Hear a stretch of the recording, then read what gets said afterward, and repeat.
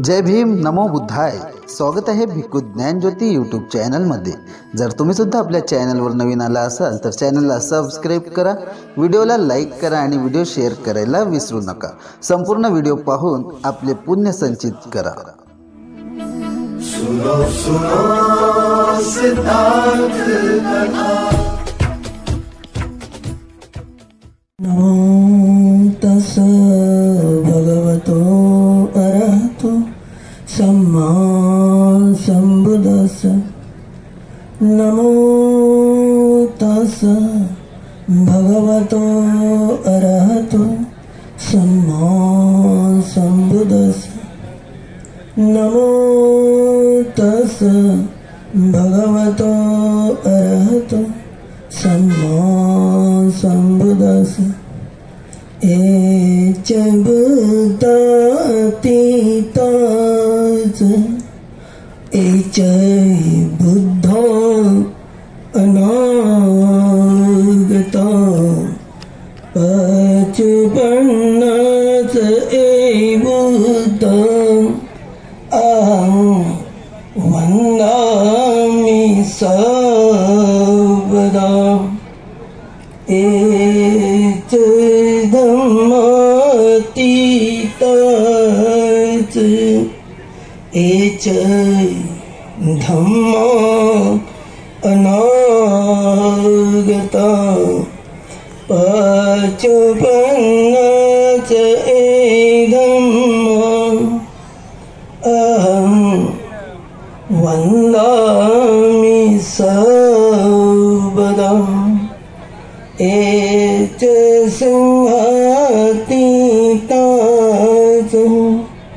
H संघ अनागता. पचुपन्नाच ए संघ अहं वन्दामि सर्वदा. महादयो महासत बोधि मूले निषेध्यं. पंचमारे पराजित्वं पतो सम्बोधिमुत्तमम्. एतेन सत्यवचेन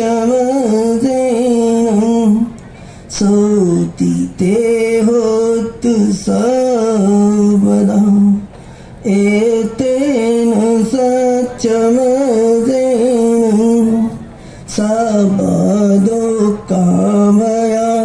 रोगशोको विनश्यतु. एतेन सत्यवचेन होतु ते जय मंगलानि. बोधिसत्व परमपूजनीय डॉक्टर आंबेडकर, श्रद्धा संपन्न उपासक उपासिका बाल बालिका, आज आपण ज्या महान अशा पवित्र अशा भूमीवर आलेले आहोत. अनेकांना या भूमीविषयी माहिती असेल. पूज्य भंते ज्ञानरक्षितजी त्यांनी अभ्यास केलेला आहे आणि त्यांनी सांगितलं की या भूमीकडे मी कसा काय म्हणजे आकर्षित झालेला आहोत. तर भंतेजीच आकर्षित झालेले नाही तर हे सर्वची सर्व भिक्षू संघही या भूमीकडे आकर्षित आहे आणि उपासक उपासिकाही या भूमीकडे आकर्षित झालेला आहे. पण ही आपण जे या भूमीकडे आकर्षित झालेले आहोत, या भूमीकडे पाहत असताना आपल्याला ज्या संघाचं स्मरण व्हायला पाहिजे त्या संघाचंही आपल्याला एक स्मरण होणं आवश्यक आहे. जसे आज सर्व उपासक उपासिका भिक्षूंकडे पाहत आहेत. भिक्षू संघही त्यांच्या समोर ज्या काही सायंद्रीच्या रांगा आहेत, हा पैठणचा जो एक परिसर आहे, याकडेही महान अशा भिक्षूंची दृष्टी लागलेली आहे. तशाच प्रकारे मी त्या सायंद्रीच्या माझ्यासमोर असलेल्या पर्वत रांगाकडे माझी दृष्टी त्याकडेच आहे. प्रत्येकांचा अभ्यास भरपूर आहे, माझा काही तेवढा अभ्यास नाही. पण या सायंद्रीच्या या पैठणच्या परिसरातील ज्या काही पर्वतांच्या रांगा आहे आणि यामध्ये जो काही या परिसरातील जो काही उपासक उपासिका संघ होता, या परिसरामध्ये जो काही भिक्षू संघ या ठिकाणी या परिसरात राहत होता, त्या भिक्षूंनी काय केलं, त्यांच्या अनेक नावाची आपल्याला तर माहिती असेलच, परंतु मलाही थोडीफार त्याचे एक स्मरण होत आहे. या पर्वतांच्या रांगेमध्ये थोडा वेळ आपण थांबून जाऊ या ठिकाणी. तर ज्यावेळेस भगवान बुद्धाच्या धम्माच्या प्रचार प्रसाराला काय झाली, एक सुरुवात झाली आणि हा धम्म संपूर्ण पृथ्वीवर पसरलेला होता, सर्वांना सुख शांती देत होता. या धम्माचा प्रचार प्रसार वर्षानुवर्ष चालतच होता. परंतु जेव्हा मोगल साम्राज्यांनी या परिसरात भारतामध्ये प्रवेश केला, त्यावेळेस जे काही बुद्ध धम्माचा प्रचार आणि प्रसार करणारे राजे महाराजे होते,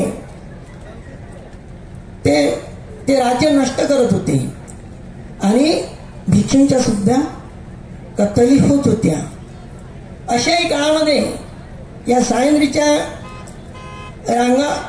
रांगामध्ये पर्वतामध्ये हजारोच्या संख्येने भिक्षू राहत होते आणि या हजारोच्या संख्येनं लपून राहणाऱ्या भिक्षूंना याच परिसरातील जो उपासक उपासिका संघ आपल्या जीवाची पर्वा न करता त्यांना अन्न वस्त्र औषध त्या ठिकाणी पुरवत होता. कधी कधी बऱ्याच उपासक उपासिकांनाही जे अन्न औषध पोहोचवत असतील अशा भिक्षूंना अनेकांचा खूनही झालेला आहे, अनेकांच्या कत्तली झालेल्या आहे. तरी पण त्या काळातील उपासक उपासिकांनी आपल्या जीवाची पर्वा न करता अनेकांनी आपला जीवही गमावला आणि जेवढ्या भिक्षूंना जेवढे दिवस जगता येईल त्यासाठी त्यांनी रात्रंदिवस प्रयत्न केले. तरी हा बौद्ध धर्म हा नष्ट होणार आणि या बौद्ध धर्मातील जे काही राजे आहेत, हे राजे उद्ध्वस्त होते. ठिकठिकाणी सर्व बौद्ध लोकांच्या कत्तली होत होत्या.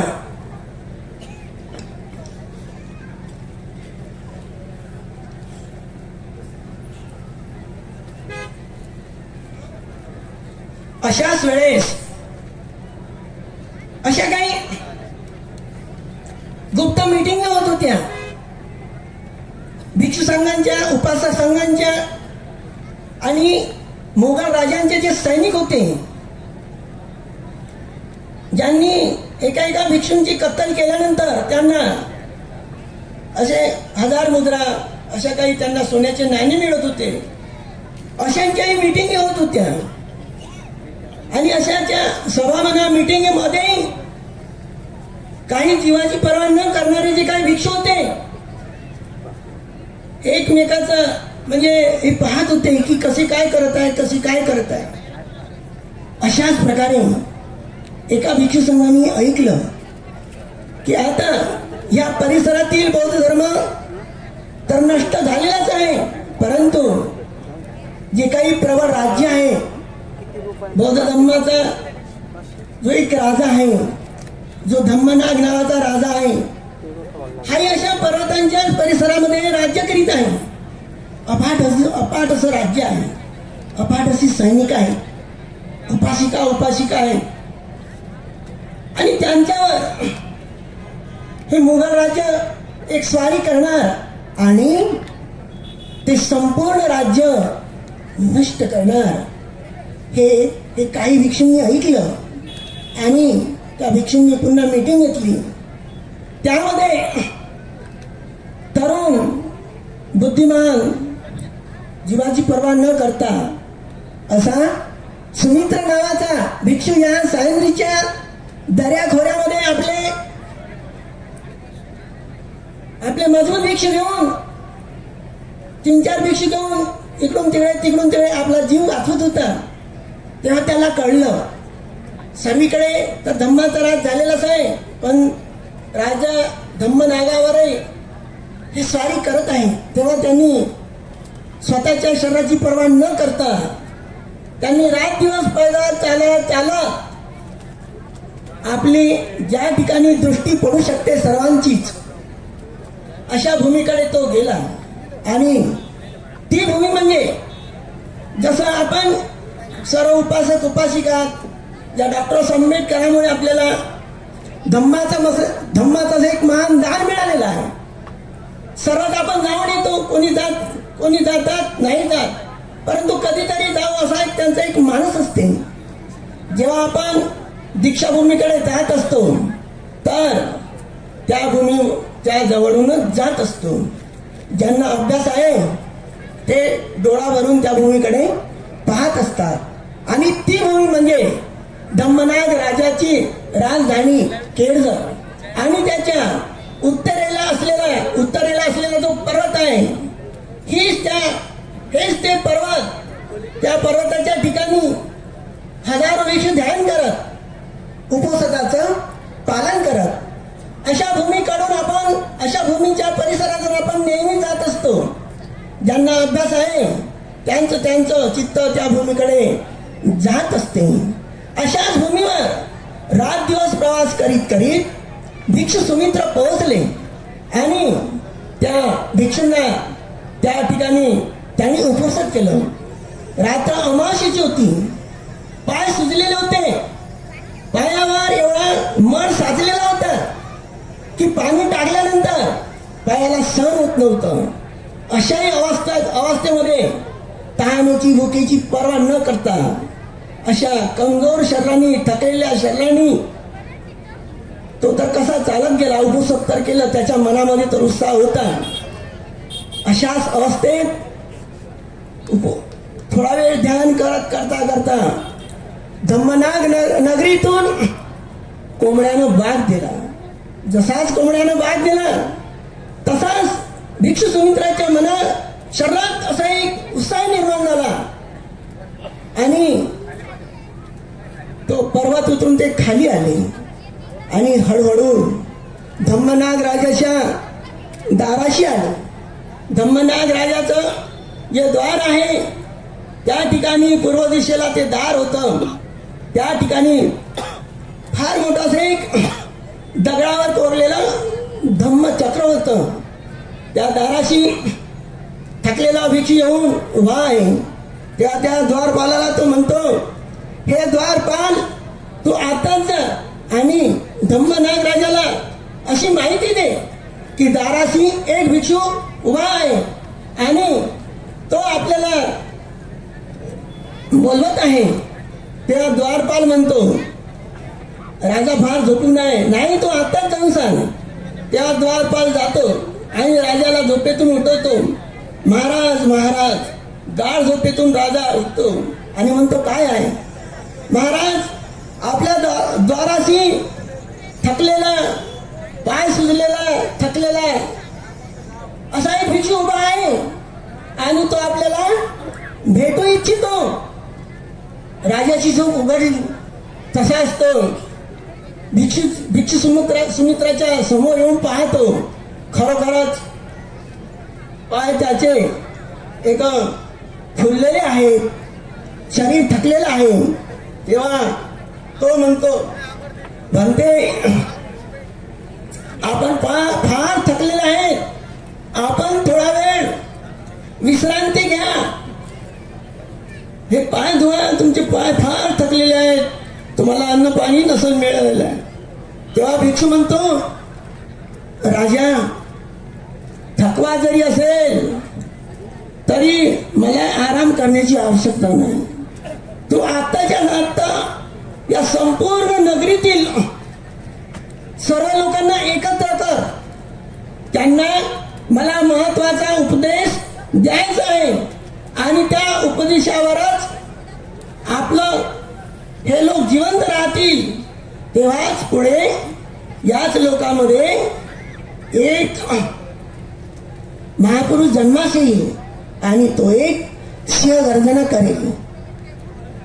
म्हणते, मी तर आता संपूर्ण लोकांना एकत्र करतो, परंतु तिथपर्यंत आपण हे आपलं थकलेलं शरीर, सुजलेले पाय पाहून मी मात्र खिन्न झालेला आहो. ठीक आहे. तेव्हा भिक्षू सुमित्र पाय धुतात, थोडा आराम करतात.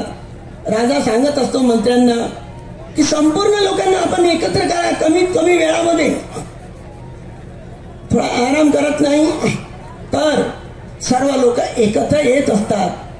एकत्र आल्यानंतर भिक्षू सुमित्र सर्व लोकांना एक उपदेश करतो.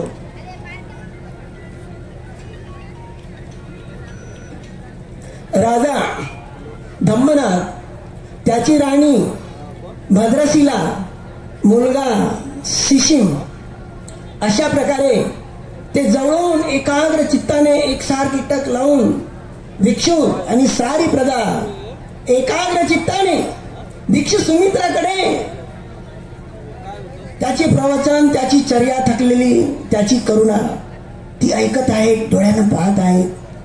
तेव्हा भिक्षू म्हणतो, हे गृहस्थ हो, आपण खरोखरच भाग्यवान आहात, वैभवशील आहात, परंतु आज जर आपण या थोड्या वैभवाचा त्याग केला नाही तर आपण संपूर्ण नष्ट व्हाल. शत्रू आपल्या जवळच आलेला आहे आणि त्यासमोर तुम्ही कधीही टिकू शकणार नाही. हे आपलं राजवैभव सोडा आणि ज्या दिशेकडे तुम्हाला तुमचा जीव वाचवता येईल अशा दिशेचा शोध घ्या.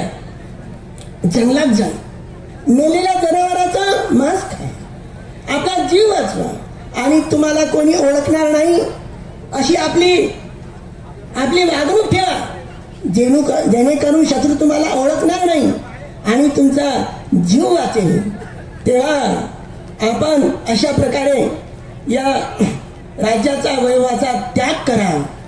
तेव्हा संपूर्ण लोक जागृत झाले, आपापल्या घरी गेले आणि आपल्याला जेवढे काही वस्त्र नेता येईल तेवढे घेऊन त्यांनी त्या क्षणी त्या संपूर्ण हजारो लोकांनी घर सोडलं आणि पूर्व दिशेला ज्या आपण यामधील काही हजारोच्या संख्येनं उपासक उपासिका उपस्थित आहेत आणि रामदिघीला जे आपण दरवर्षी येत असतात 30-31 जानेवारीला, अशा जंगलामध्ये राणी भद्रशिलाच्या मागोमाग हजारोच्या संख्येनं हे गृहस्थ लोक त्या अरण्यामध्ये राहतात. ते अरण्य आहे, त्या पर्वताच्या रांगा आहेत, त्यामध्ये राहतात. काही दिवसांनी त्यांना एक सवय लागून जात असते झाडाचा पाला खाण्याची, उपाशी राहण्याची, आपल्या रक्षण करण्याची, मांस खाण्याची. अशा प्रकारे पिढ्यानपिढ्या त्या अरण्यामध्ये ते आपला दिवस घालवत असतात. राणी भद्रशिला ही भद्रावतीतील भद्य राजाची एक मुलगी राणी असते. तर अशा प्रकारे ते त्या ठिकाणी जीवन जगत आहेत. इकडे सर्व लोकांनी घर सोडल्यानंतर थोडा वेळ राणी नंतर सोडत असते. मग मुलगा शिशिम, राजा धम्मनाथ, राणी भद्रशिला आणि भिक्षू सुमित्र हे त्या ठिकाणीच आहेत. तेव्हा राजा म्हणतो, भंते तुम्ही जे सांगत आहे याची मला पण जाणीव आहे. शत्रूंनी बुद्ध धर्माचा जिकडे तिकडे बुद्धराजांचा एक ऱ्हास केलेला आहे.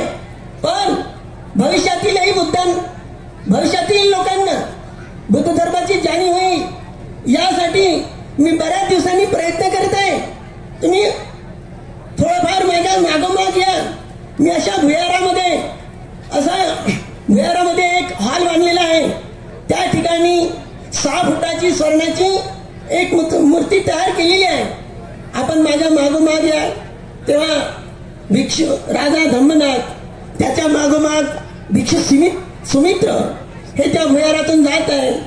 खरोखरच देवलोकामध्ये गेल्यासारखंच असं त्या भूघरामध्ये एक धम्ममय सोन्याच्या मूर्ती, भिक्षू संघाच्या मूर्ती आणि भगवंताची मूर्ती आणि एका नाग भिक्षूची मूर्ती त्या ठिकाणी होती. याच ठिकाणी त्या भिक्षूचं मला नाव आठवत नाही, त्यांनी हे ग्रंथ लिहिलेले आहे. त्याच्यात धम्मसार असे काही ते 3 ग्रंथ त्यांनी फार त्यांनी परिश्रम केलेले आहे. तेव्हा राजाच्या डोळ्यात अश्रू येतात की मला हे धम्मवैभव सोडून जावं लागत आहे. तेव्हा त्या भिक्षूंनी त्या थोड्या वेळात त्या ग्रंथाचं अवलोकन केलेलं असते. म्हणते राजा की भविष्यातीलही लोकांनी याची जाणीव होईल यासाठी वर्त मी टेकड्या तयार केलेल्या आहे की शत्रूंनाही पता लागू नये. अशा प्रकारे आणि नंतर बाहेर येतात. राजा आता तुम्ही एका घोड्यावर बसून दोघेही निघून जा. मी मात्र भिक्षू मी या राजकुमार शिशिमला घेऊन मी सुद्धा सायंद्रीच्या पर्वताच्या रांगेमध्येच जातो आणि शेवटपर्यंत मी त्या रांगेमध्येच राहीन. तिकडे तिकडे राजा धम्मनाथ आपले भद्रशिला धर्मशिला राणीला घेऊन तोही अरण्यामध्ये जातो, आपलं जीवन जगतो. इकडे सायंद्रीच्या पर्वताच्या एक रांगेमध्ये भिक्षू सुमित्र राजकुमार शिशिमला एक भिक्षू बनवून काही भिक्षू सोबत त्या पर्वताच्या रांगेमध्येच जीवन जगत आहेत. जीवन जगत असताना धर्माचं चिंतन करत असताना जिकडे तिकडे ते नष्ट करणारे लोक निघून गेलेले आहेत. तेव्हा भिक्षू सुमित्र असा विचार करत असतो, भिक्षू सुमित्र असा विचार करतो की मी आता कधीतरी माझा मृत्यू येईलच, माझं शरीर थकलेलं आहे. इकडे शिशिमही विचार करतो की भिक्षू सुमित्र थकलेले आहे, मी तरुण आहे, भंतेजींनी मला कधीतरी एक उपदेश करावा असा तोही वाट पाहत राहत असतो. एक दिवस सकाळची वेळ असते आणि सूर्य निघालेला असते. अशा वेळेस काही वेळाने भिक्षू सुमित्र त्यांच्या त्या कप्पीच्या समोर अशी अंगार पेटवलेली असते, त्या समोर येतो. त्याच्या अंगावर एक संघाटी असते आणि तो बसून राहतो.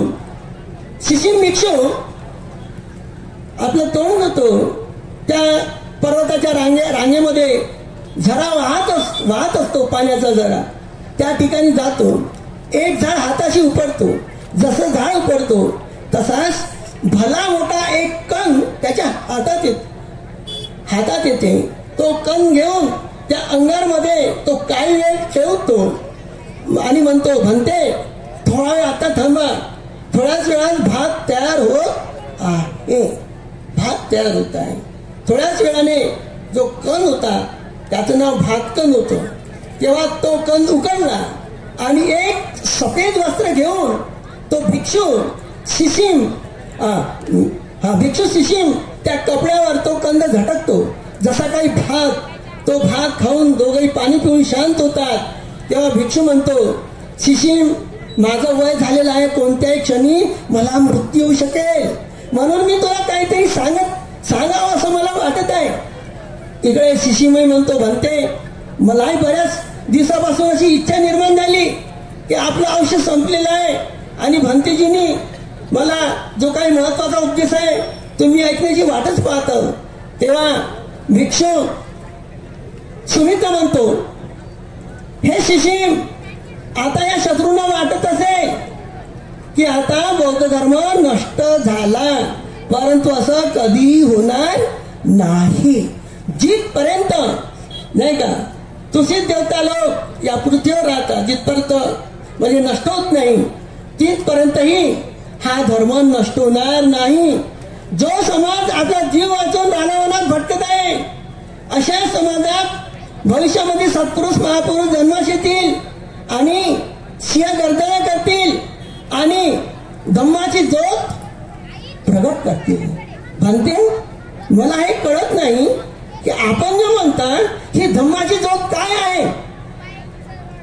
हे शिशिम, धम्माची ज्योत म्हणजे तुला समजलेली नाही. धम्माची ज्योत म्हणजे आनापान सतीचा अभ्यास होय. म्हणून त्यावर एक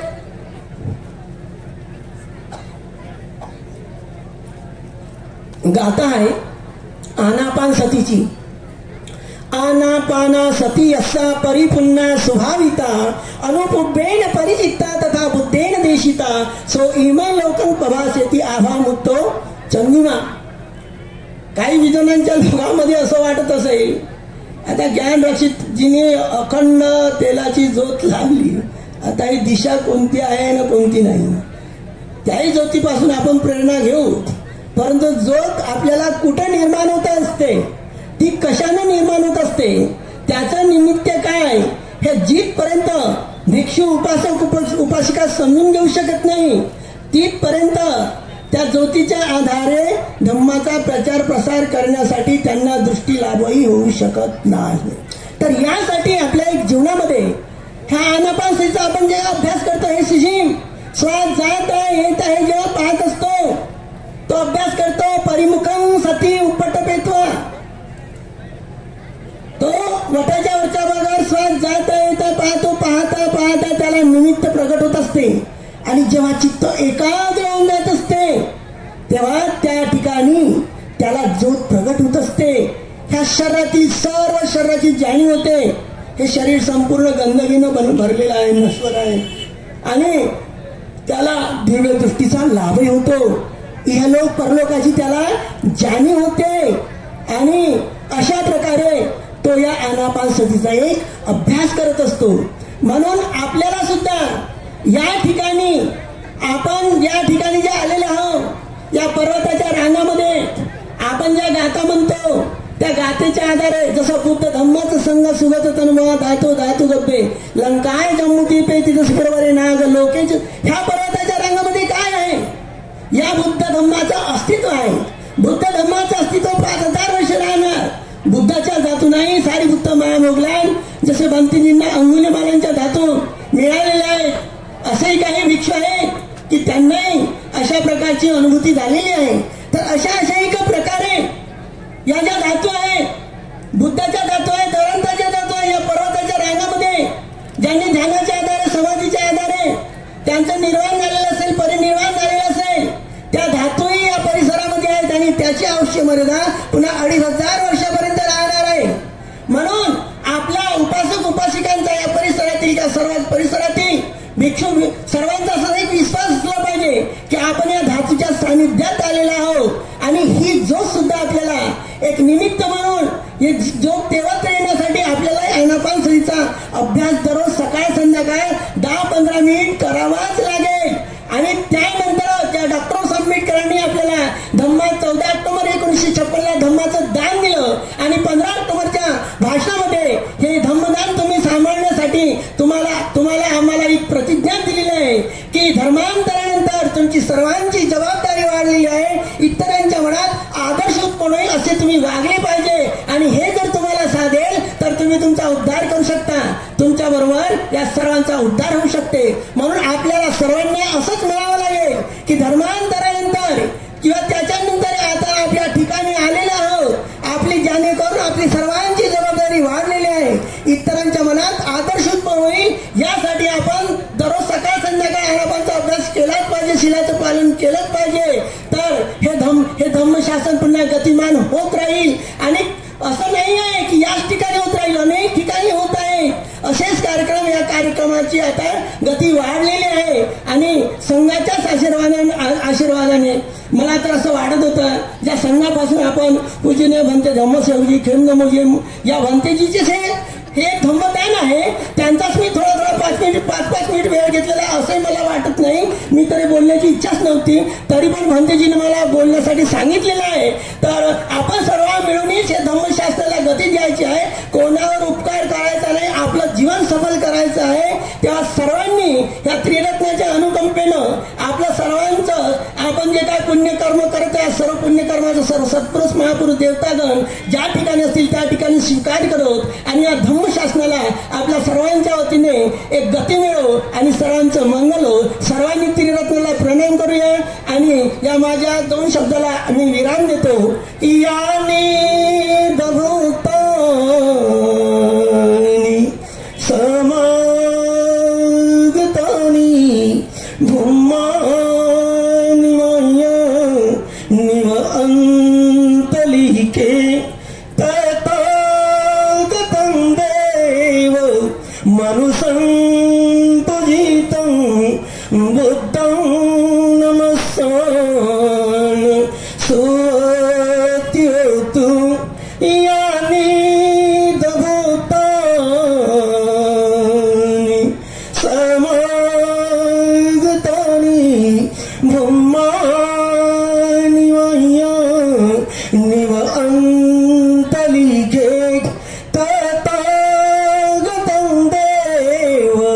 मनुष्यं पूजितं धम्मं नमस्कार सुवत्योतु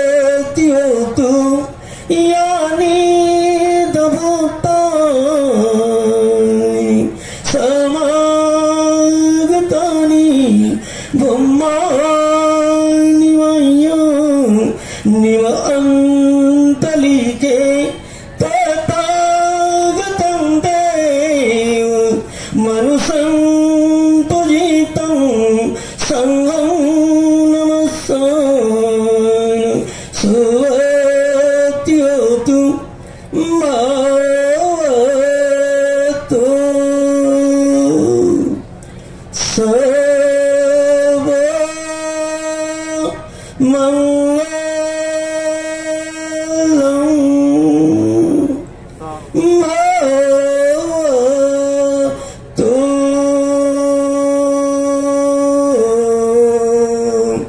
सर्व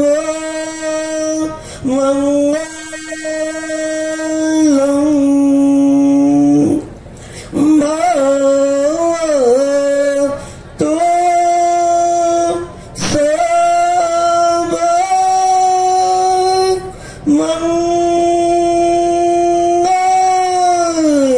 मंगलम् साधु साधु बुद्धं नमामि धम्मं नमामि संघं नमामि सुखी हो सुखी हो सुखी हो. साधु. असेच नवनवीन व्हिडिओसह भेटू पुढील व्हिडिओमध्ये. तोपर्यंत जय भीम नमो बुद्धाय. सुनो सुनो सिद्धार्थ कथा सत्य कथा.